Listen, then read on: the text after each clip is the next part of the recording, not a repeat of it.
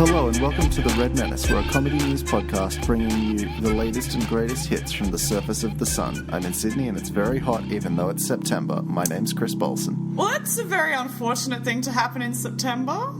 It's not great. It's that's global warming, hey? Yeah, and we're it's fucked. to no surprise to anyone, it is quite warm here. But that's kind of the nature of living in the tropics, I suppose. Yes, I feel like you have brought that one on yourself, living I'm sorry. in an equatorial region. But I have gotten to the point now where I can go outside in a sweater when it's 30 degrees and match with everyone else's, style, you know. Because when I first arrived and I see, all of the girls are wearing these really, cute sweaters, I'm like, how are you wearing a cute sweater right now? Because all I'm wearing is sweat. But now, I too can wear a cute sweater. At the same time, that's really cool when your sweat becomes thick enough that you don't even need other clothes to cover up your nudity. Because the sweat is so dense that they can't see your... No, they can see showing. maybe the colour of your skin. But because my skin is so white under my shirt that it looks like maybe I'm wearing a white t-shirt. Because my arms are slightly less white. It's kind of just like frosted glass on all of your body. Exactly. They're from a distance, maybe it's a white t-shirt, but then you come closer and they're like, there is no t-shirt, but I can't see anything. It's just a very sweaty nude woman. Exactly. So I have recently added 2 new great Netflix original films to the catalogue of garbage shit that I've watched. I'm excited. These ones did not feature our best friend Noah. Well, that's a shame. Who looks like he's having a really rough time. I shared a tweet with you of Noah in a car, and he looks like he hasn't slept in the past year, and it's like Netflix, let Noah sleep, you know. So the first of these 2 films that I watched was Secret Obsession, starring Brenda Song, where. So this film is a thriller, a psychological thriller. Now, I haven't quite delved into the Netflix original thrillers section, so this is new to me. It takes itself very seriously. Okay. So the concept of this is she wakes up in the hospital after having been attacked, doesn't remember anything, and this man says he's her husband. Oh, I've seen the trailer for this, pushed very hard. Yeah. So the movie sucks major ass. Sure. Flume level ass. As is no surprise to most people. No. But I'll say this. Brenda tries very hard. Brenda commits. And I appreciate what Brenda tries to do. She made her best effort. Even if it's not, strictly speaking, successful. Yeah. But, it's short. That's something. She gave it a red-hot go. We also watched Falling in Love.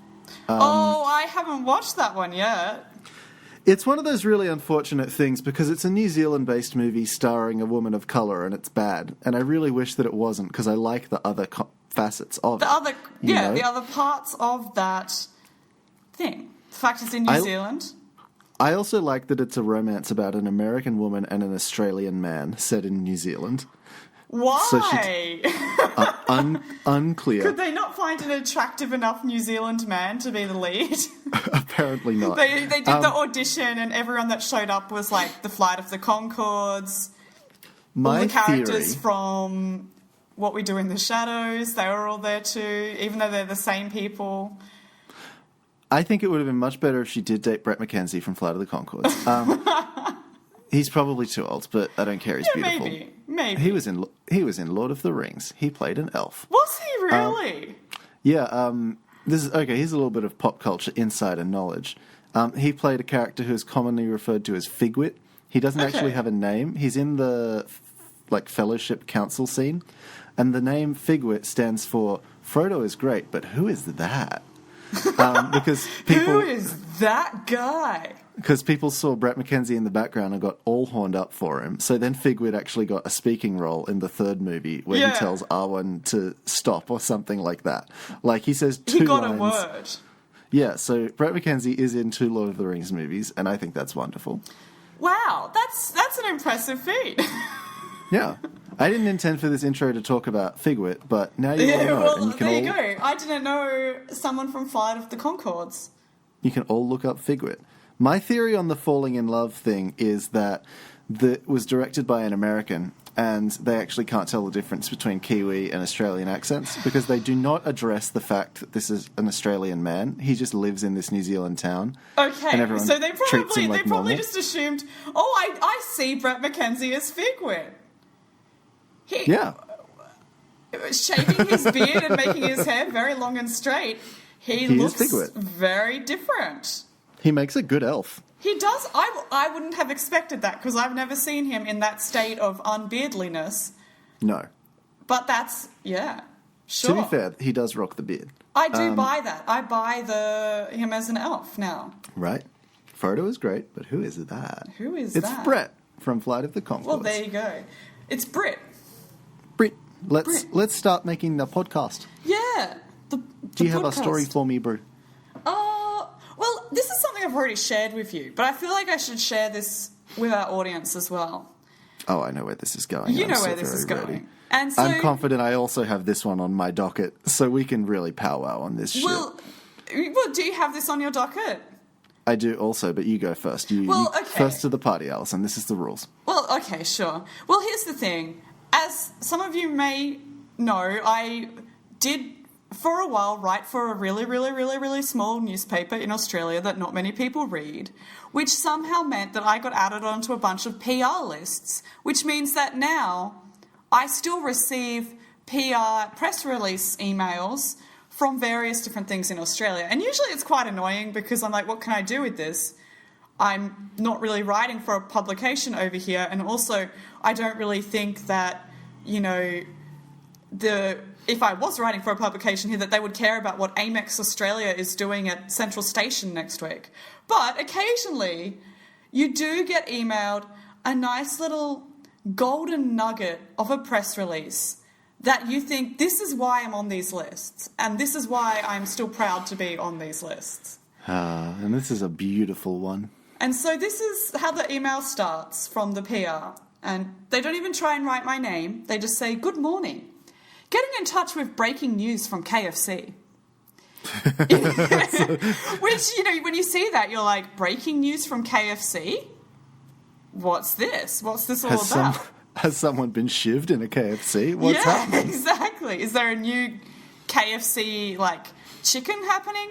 So this is what it says. This is how the email continues, and then I'll jump right into the press release. It says, in an ode to true love, KFC Australia has announced the launch of KFC Weddings, the first ever wedding service for nuptials that guarantees to be finger-licking good.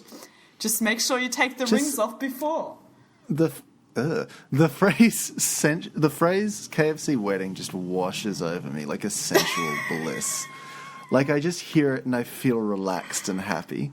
It's just something really quite special to hear. Now, this is how I actually found this in my inbox. Because every morning, usually on about a Wednesday or a Monday, this is when all the PR spam comes. And usually what I do is I sit there and I, click on the check mark button on all of them and go down and then delete them all en masse. But then I saw the tagline, KFC says I do to Australian wedding planning service. And I was intrigued. I wasn't going to delete that email. I clicked right on through. You couldn't delete that email. It's too beautiful. And so then it goes on, and we've got the actual press release here. So with the picture is the KFC Weddings logo, which is the KFC bucket with the kernel on it above a nice weddings logo. Fair enough. And it says, the press release here, it says, fried chicken fanatics. KFC is giving Australia the chance to put a wing on it as the first couple to get hitched under its brand new wedding service. Cheeky KFC wedding ads that you certainly wouldn't expect to find in the likes of Vogue and Harper's Bazaar popped up in the latest edition of the mags, announcing the new venture, showing an elegant bride tucking into a bucket of the Colonel's finest. Wait. I fucking love that they were like, this magazine is too good for us, but we got put in it anyway. Exactly. They're like, these magazines are beyond our league, and they put a nice cheeky bucket of KFC and a bride chowing down on that shit. It's like someone's like bragging that they slept with someone much more attractive than them. It's just like it's like, sure, but also I feel bad for you that your self-esteem is that low. Yeah, KFC, come on, get your shit together. Yeah, KFC, you're a global brand. KFC, you're a strong, independent woman, and you can be anyone you want to be, except for a wedding planner. In Australia, I don't eat KFC, but since moving to Indonesia, I do eat a lot of KFC. And I think that's because the KFC recipe here, I don't know, but the pieces of chicken are bigger. Also, it's $2 for like KFC chicken and rice. And that's a very reasonable price for me to pay for KFC chicken and rice. That's fair. Not like the Australian cost of something like $6. So, yeah. But, you know, if you're having your KFC wedding, you do get KFC buckets of chicken for free. Can you just imagine... I really want to break this down. So, sure. I'm imagining that instead of there being like traditional table service, there is just a huge fucking bucket. So there's the bucket with like the champagne in it, and then next to that, there's a bucket 3 times the size, just filled with the greasy with fried stuff. Chicken. Yeah, filled with that good shit. Full of fucking, just a vat of oil and bird.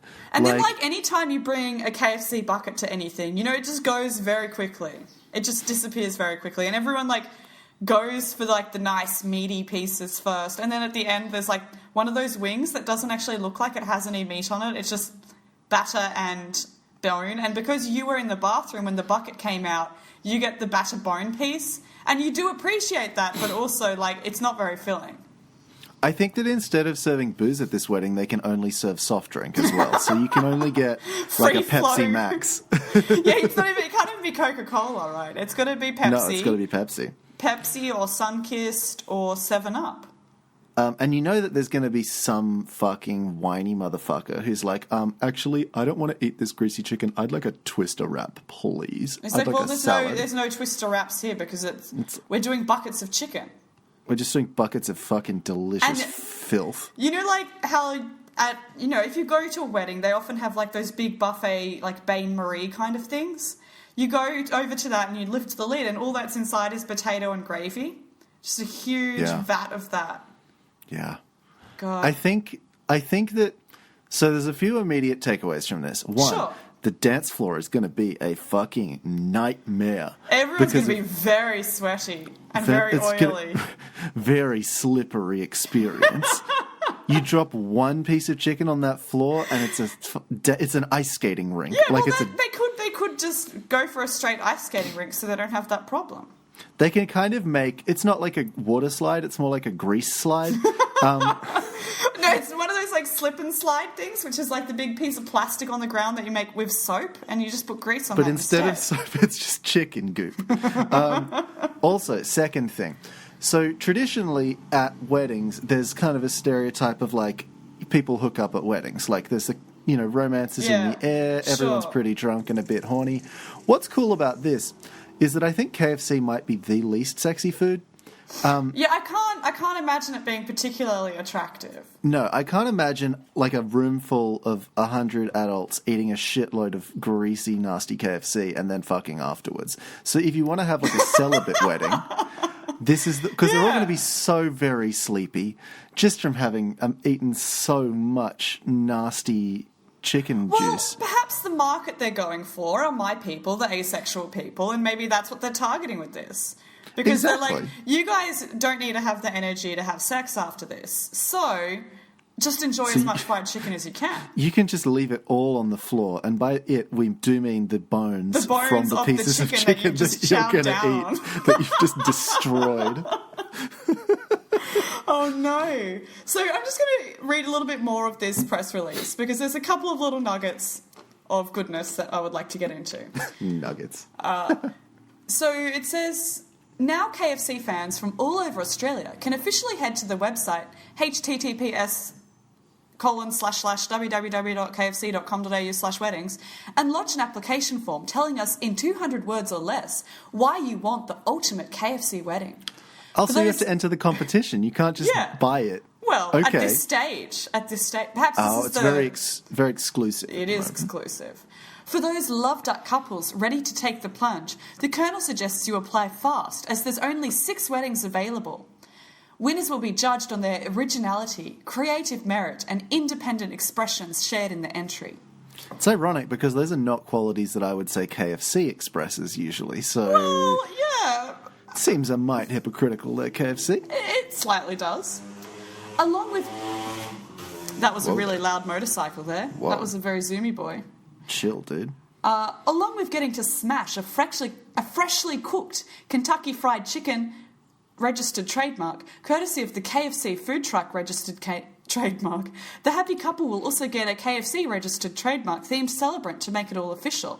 A KFC photo booth to capture those happy memories, custom KFC buckets, and musical entertainment to get the first dance kicked off in true style. Is it not KFC themed musical entertainment? What would that Well, even be? I would hope so. I would hope it's KFC themed. Well, I mean, it's just the chicken dance on a loop, obviously. Yeah, I think that would be torture, though. I think that's what they would do. 2 bars on an infinite loop. Yeah,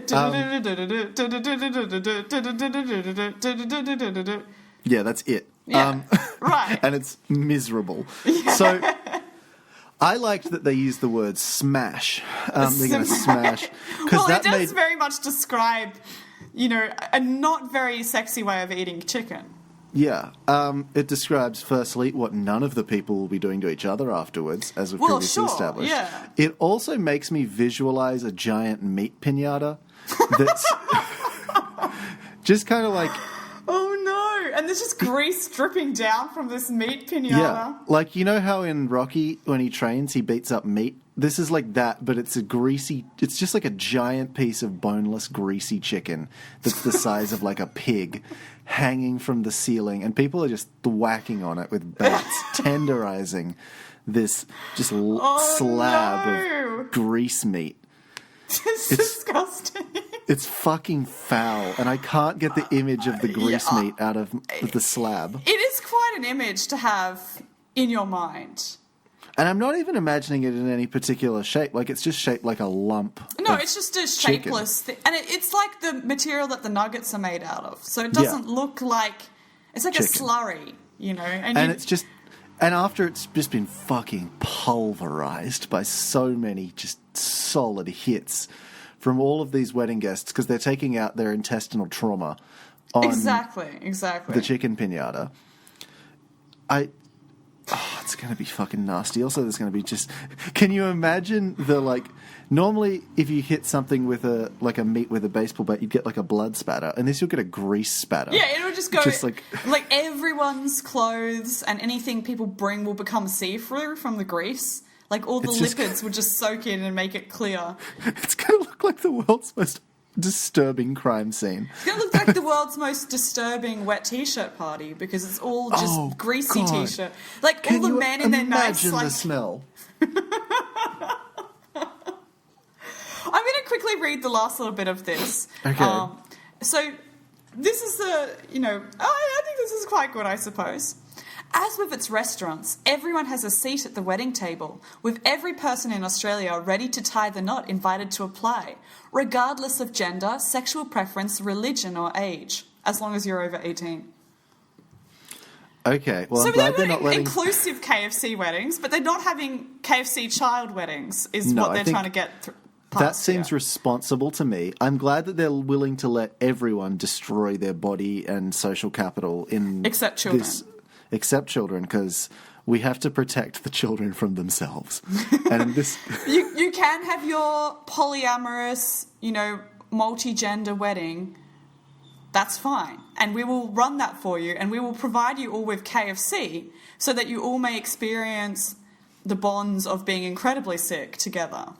And that will strengthen your relationship. Communal diarrhea, and it's going to just...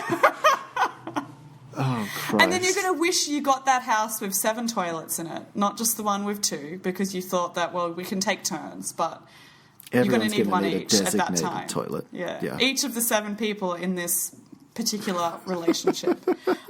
So this is the last part. This is just the quote from Managing Director of KFC Australia, who is, she's got some good words, well, some words to say about this. Good may be the wrong word. So Nikki Lawson said... KFC is all about living your best life. And we were flattered that so many of our fans are showing that Aussie larrikin spirit by asking us to be a part of their big day. Can you just... It's supposed to be one of those days, theoretically, when you get married, that it's like, oh my God, this is the best day of my life. I'm going to remember it forever. It's going to be perfect. Can you just imagine 10 years down, 10 years older, 10 years wiser, you look at your KFC wedding photos and just think like... With the Colonel's logo stamped right in the corner.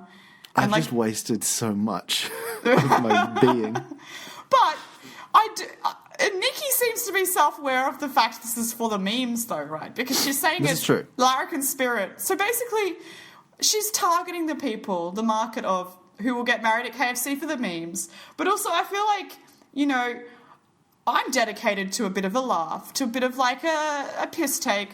But maybe if I was getting married and there was like, you know, people there who were not so dedicated to the gag, you know, who weren't so into the bants, maybe it would be a little bit like of a...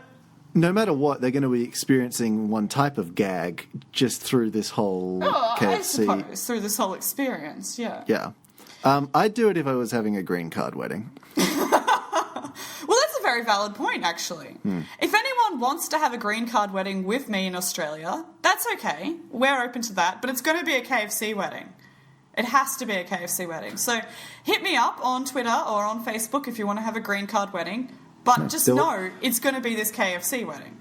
Obviously, there will be no sexual contact at all, and that will be enforced through KFC eating. Exactly, exactly. That's how I can know. That's how I will know and stay safe through this experience. This is how this is enforced. And I will make sure that the partner eats a significant amount of KFC so that they will be feeling much too bloated to even consider that.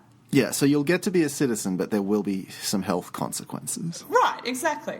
So the last part here, this is continuing from our mate Nikki, and she says, over the years, we've seen some amazing comments and I've heard some incredible proposals from fans taking place in our restaurants in Australia and around the world. Seeing these, we thought, bucket, let's create KFC wedding service. We think it's important that this isn't just a one-off affair and that as many of our fans have the chance to get a KFC wedding. So we're making this available for 8 months as a genuine service for anyone living in Australia. Why 8 months? That's a weird number. It is very specific, but maybe they've got a reason. So if you want a KFC wedding, you know... Then I don't think you should be allowed to get married. I think that's a sign that you're not mature enough. And look... If you want to receive great breaking news emails like this, write for a newspaper that no one reads and get added onto a bunch of PR lists, and then you could be amongst the first to know about these services. I get press release emails from all of the different medical colleges around Australia because I once wrote a story about that. And I got one the other day that was from like I can't remember. It was like the fucking Osteoporosis Society or something. And it wasn't a press release. It was just a guy emailing out saying, hey, any journalists out there? Anything we can do to help? And I was like, no?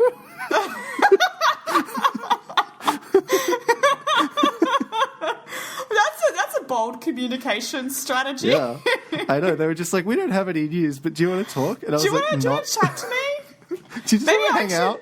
Because, you know, at the moment, as you know, I'm working in communication, so I'm on that side of the coin. I'm the one writing these press releases. You should try that. I do like that bold strategy of just emailing every journalist on your mailing list and being like, hey guys, anyone want to chat? This is the corporate equivalent of, like, texting your entire contact list you up. Like, it's... It's like putting a status on Facebook saying, anyone want to hang out, you know? Exactly. So, firstly, I also want to say that whilst I am not on that press release mailing list, Marianne did also submit that story to me, and I want to give her a shout-out. Well, thanks, Marianne, for submitting the KFC weddings. And I would like to bring up another wedding-themed story that Marianne also submitted. Okay, I'm big into weddings. Yeah, so this is a wedding-themed day because I'm single and lonely. So this is a story from Lad Bible, high-quality news journalism. Okay, sure. Headline is, Bride stages an entire fake wedding just to propose to her boyfriend. Can I just say something straight away, like straight up? That guy needs to run away. That guy needs to get out of there right now. A bride-to-be planned an entirely fake wedding so that she could propose to her boyfriend, who thought he was supposed to be the best man. As far as bizarre and obscure wedding proposals go, this one is right out there. I just got a notification that Tall Girl is now on Netflix. What a fucking wild concept for a television show. Basically, 40-year-old Paul Schrapponi thought he was the best man at the wedding of a friend, but was given the shock of his life when his girlfriend, Alicia Palawa, emerged wearing a wedding dress and started walking down the aisle singing. All of the guests at the wedding were in on the trick, which presumably made it even more funny that Paul himself had no idea. I'm big on the girl proposing. That's feminism, good on you. But also, I'm very much against the idea of public proposals. Unless the couple had already had a lot of discussions and, some of my friends who've gotten married, right, there was the kind of big proposal thing. But I'm pretty sure marriage was already well on the cards at that point and they'd already had a lot of wedding discussions beforehand. So I would like to hope that's what happened here and that this wasn't just, sprung.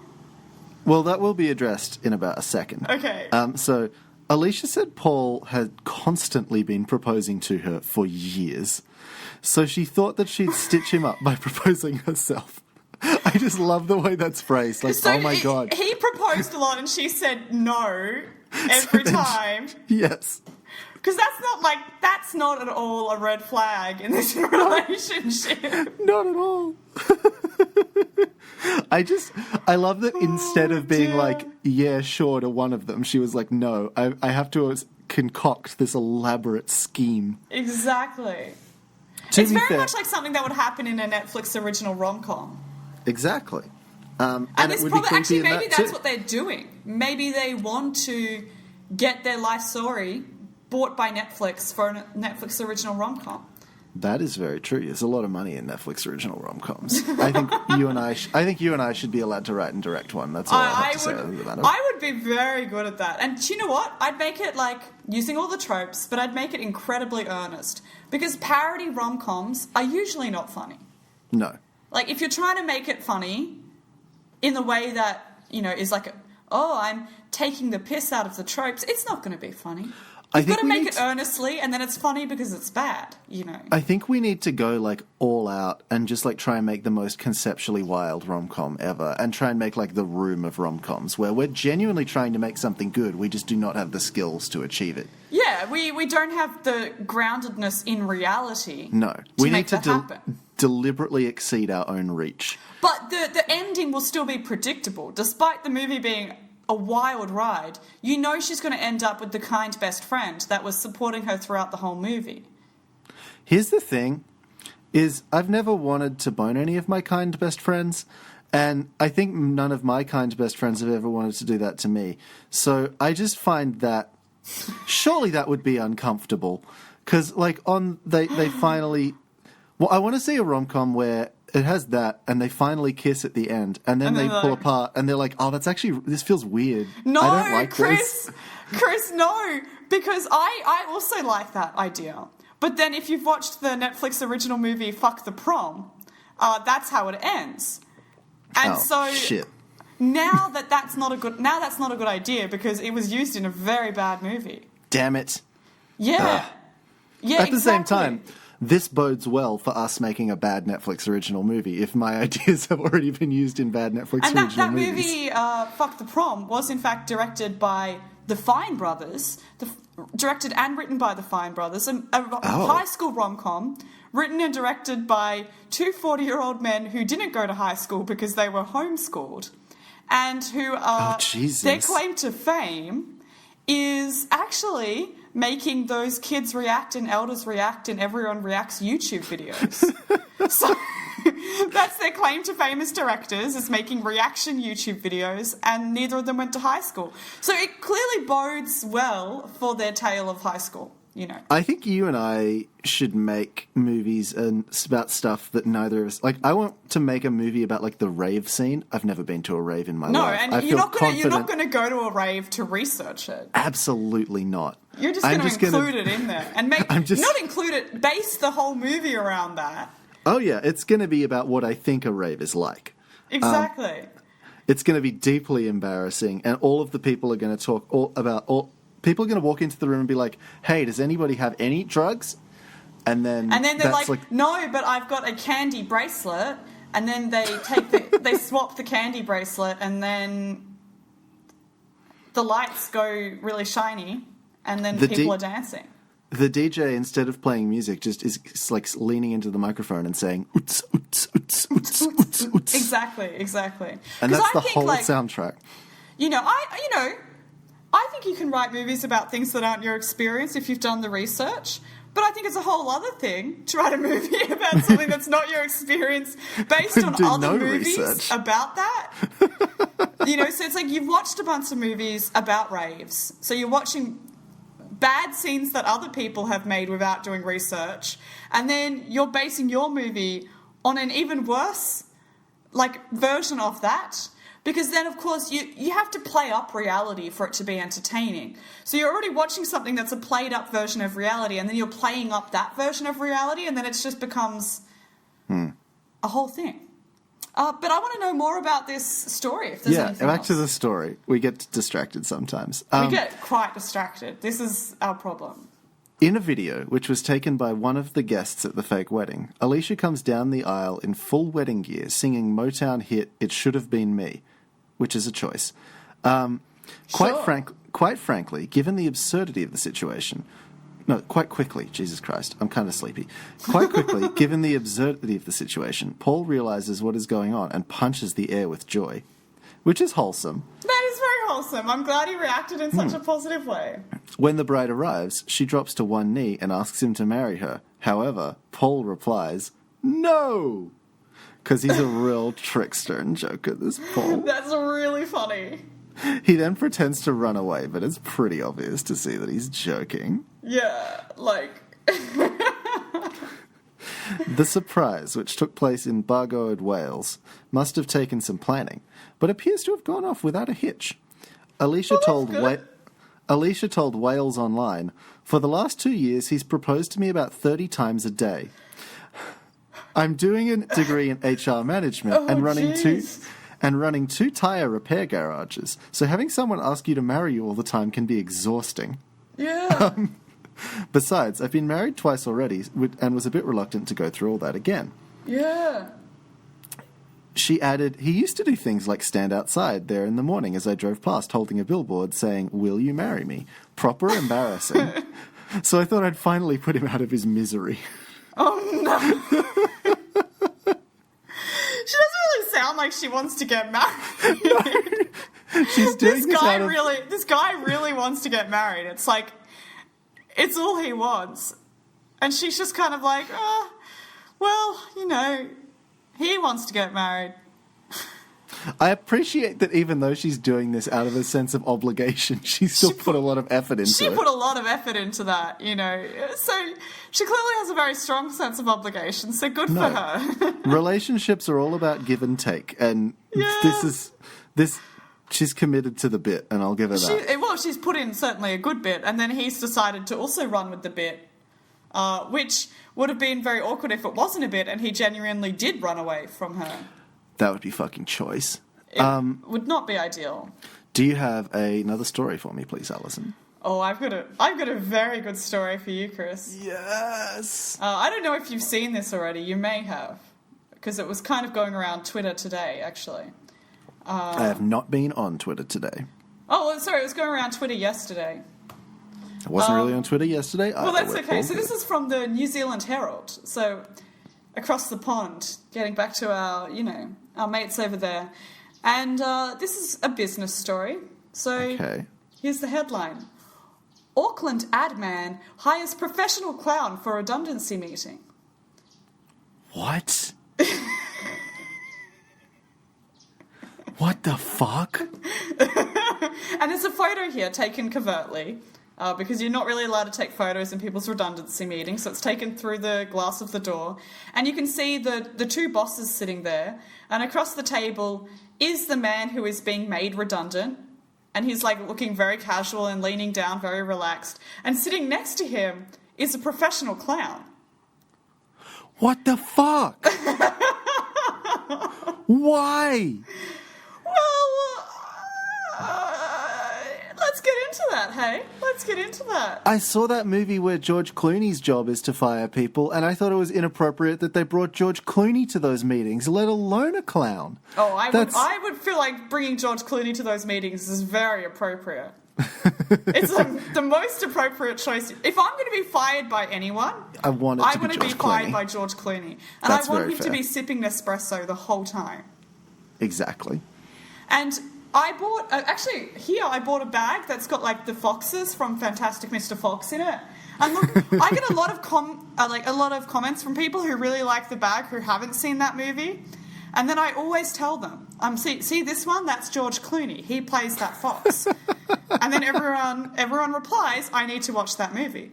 Yes. So even in Indonesia, everyone wants to see a movie with George Clooney playing an animated fox. You're going to get the hots for a fox, and it's going to be a weird experience at first, but just go with it. A weird kind of creepy, uncanny valley, stop motion fox, but it's got the voice of George Clooney. And it's so very who is charming. not into that, So let's read this story in the New Zealand Herald. It says, a Kiwi ad man has chosen an unusual support person to accompany him to a redundancy meeting. In lieu of the usual suspects of a friend, colleague or family member, the member of the creative team at FCB hired a professional clown to attend the meeting with him.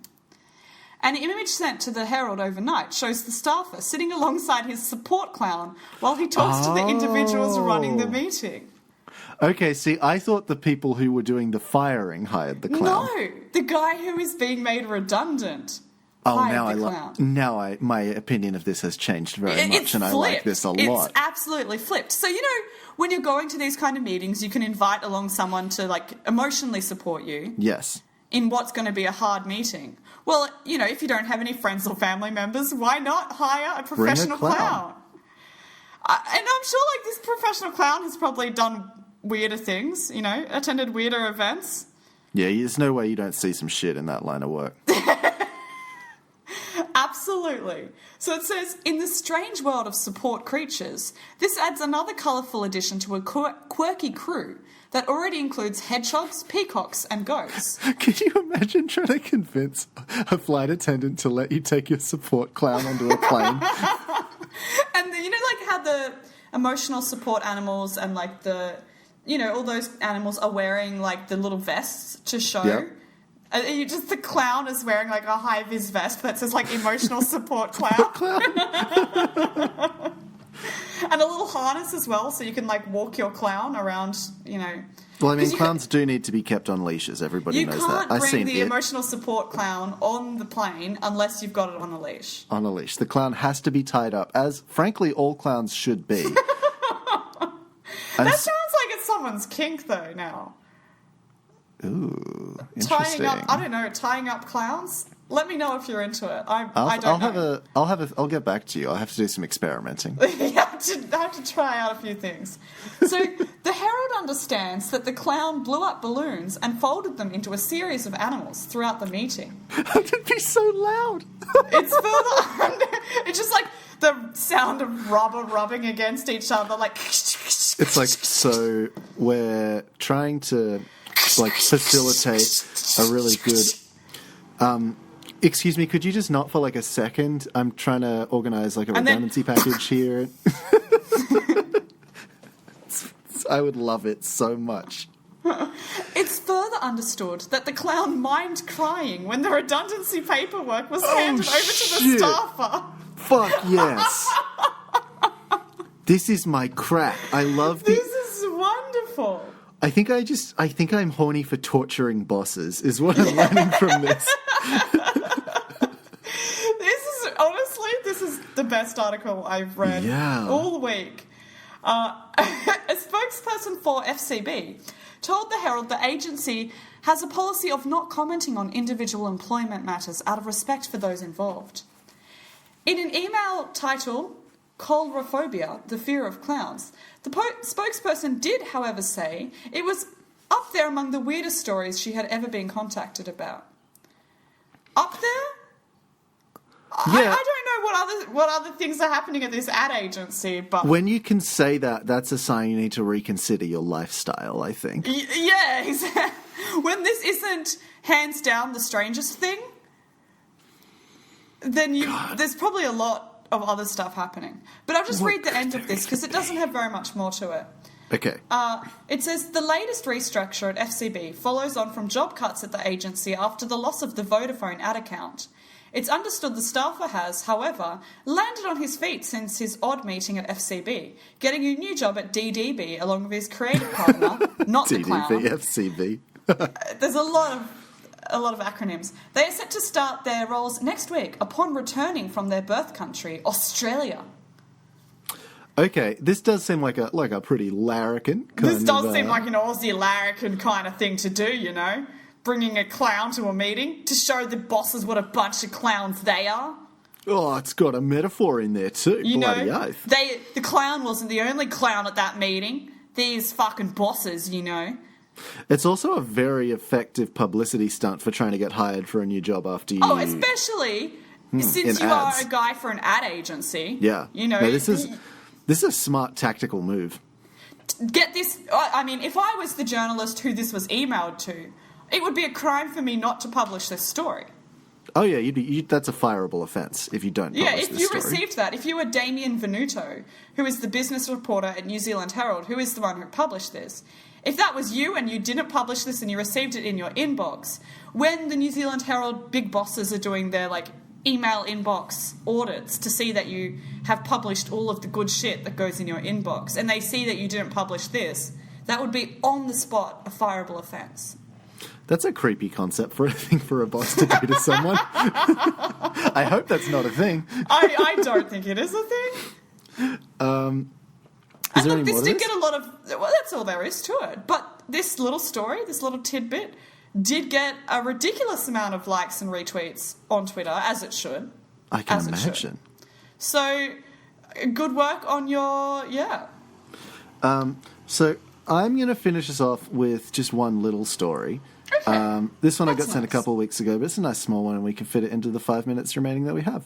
Sure. This one was, I assume, submitted by Marianne. It just seems like statistically likely.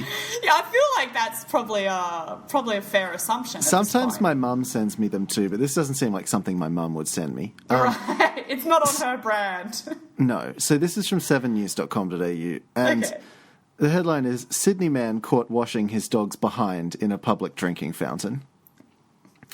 A community... Oh, no. A community group is condemning a man who appears to clean his dog's backside in a public park drinking fountain. The incident took place at Rushcutters Bay Park in Sydney's east on Saturday morning. Oh, of course it was East Sydney. It's a very eastern suburbs It's a very eastern suburbs thing to happen. I feel like, well, my dog's butthole is definitely clean enough for this. Now, here's the thing. I have left the country, so this obviously wasn't any time that I was at Rushcutters Bay Park. But I believe I have drank from various drinking fountains at Rushcutters Bay Park. So I hope that this isn't a regular occurrence, is all I'm saying. So I'm going to describe this image to you that's at the top. Oh, please do. So this guy's face is pixelated out for obvious reasons. For privacy reasons, because he's a nasty man. What he's kind of doing is he's perched his little fluffy white dog up on the bubbler. He's pointed the bubbler stream directly at the dog's butthole. And he's kind of just got his fingers in there, just like wiping and cleaning it out. Like, oh, dearie. He's holding the tail up so that there's better access. So it's like a dog bidet. Yeah, the dog seems shockingly chill about this whole... Well, the dog's probably had this bidet experience before then. That's true. So, Jesus. Local woman Rebecca Laurie filmed and shared the moment Shared the moment That's what to call it. That's a word. One word to describe it. To a Potts Point community group as a warning for others in the area. Just in case anyone wanted to drink from the bubbler in Rushcutters Bay Park, she wrote, accompanied by vomiting emojis. That's a very fair use of the vomiting emoji, I would say. I will never drink from a bubbler again, one woman wrote under the video on Facebook. Another described it as beyond revolting. Some suggested he should pay a fine for potentially contaminating the water. With dog butthole. I will say, I don't think that's how bubbler works, but I understand... I believe that the water coming out is not the water which has touched the dog's butthole. No. It's water which has not touched the dog's butthole, which will come out of that fountain. You would hope so. The it's butthole still water, not very hygienic. No. The butthole water presumably gets off. drained somewhere. Yeah, it's... Hopefully, I would hope that this bubbler doesn't work on a system where the butthole water goes back through the system so it spurts back out for the next person. No, that would not be ideal. Because otherwise there'll be a lot of, backwash and a lot of dog butthole water. Yeah, a lot of literal backside wash, and there's just... It's not hygienic, it's not safe, and I don't want to drink dog butt. I don't think that's a controversial take. Perhaps there's a need that hasn't been addressed in the eastern suburbs for dog bidets in public places. You know in Parramatta how there are those, sort of fountainy things where... it's like little jets that squirt up out of the floor on an alternating cycle. The kids are all playing on that all the time. Yeah. So I think you need one of those where the concept is you just kind of put your dog on top of it. You say sit, and you wait. You wait 5 seconds, and the job will do itself. Yeah, the bidet, exactly. And it's a designated one, and it's just on a timer. So it's every 10 seconds, it goes shoots a spray up. The dog goes, oh, okay, this has happened to me. And then the dog gets up very quickly, so you don't need to be coaxing the dog to not be sitting down anymore. Yeah. I kind of respect that this guy wipes his dog's ass. Instead of most dog owners, I think, just sort of let it be. Let the fecal matter mingle amongst the dog's hair. Just kind of chill there. Which doesn't seem ideal to me. No, if I was a dog, I would prefer it, because I wouldn't have opposable thumbs, so it'd be good if someone would bidet my ass for me. Yeah, look, yeah. I mean, maybe there needs to be automatic dog bidets so that dogs can bidet themselves. Perhaps this is an invention that we can bring to Kickstarter, is an automatic dog bidet for dogs to operate themselves. Exactly. And for people, if you just sit on it, it's a fun time, you can have... I do think, now, living in Asia, every single bathroom, every public bathroom, every home bathroom has either a bidet or a butt hose that you can use to, spray water at your butt to clean yourself. I've never used either of those. What's your review of this experience? My review is that they are very good. You feel very clean after you use this experience. Interesting. So I think Australia needs to get behind the bidet or get behind, the butt hose, because it's a very cleansing experience. And so... It's a very spiritually cleansing experience. Exactly. You feel like, your sins have been washed away from you. Your sin being... the KFC wedding that you had. The KFC wedding, exactly. That's been washed away. And you're ready to go about your day with that sin cleansed. Plus, since we've established that Australian musicians really like to stick their mouths in that whole zone, it is important that we maintain nation... I hope that Flume's experience was one which had been cleansed. It had been bidetted beforehand, hopefully. Yeah, we need to insist on nationwide butthole cleanliness, just in case for Flume. Just in case. Because I think most of us, it's safe to say, if Flume was like, hey, can I eat your ass? Most people would be like, everything once. Sure, it's Flume. Why not? Oh, mate, I heard you on Triple J's Hottest 100. You want to give me a rim job, please? This is a... Oh dear. I think we were pretty family, well, not really super family friendly, but we're doing pretty well at not being too lewd this episode, and I think this ending has really taken a turn. I'm just obsessed with the Flume ass eating story. You are. It's a cross-section of all of my interests being queer culture, music, and celebrities doing weird sex shit. Yeah, celebrities doing weird stuff is... It just brings me such joy.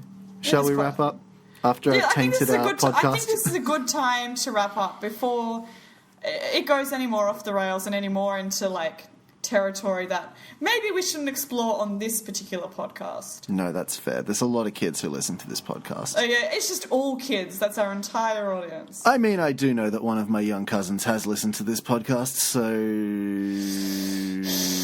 We did put the explicit rating on, so... I did, so he is committing a crime by doing that. Well, he is, because now he's going to be arrested by the FBI. By the iTunes Terms of Service Police. And... Yeah, they will come to his house and arrest him. Tim Apple will come personally to his house to have words. So I hope he's listening to this particular moment, and I hope he skipped the previous few minutes and just skipped right to this. So he is warned that the police are coming for him. You can find us on Twitter or Instagram at Red Menace Cast, or on Facebook at the Red Menace Podcast. You can find our sick merch at tpublic.com.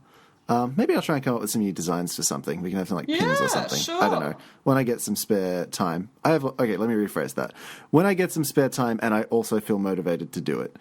Now that's the difficult part there. Recommend the show to your friends. I'm sorry for all of the communists out there that we haven't given a communist lecture this week.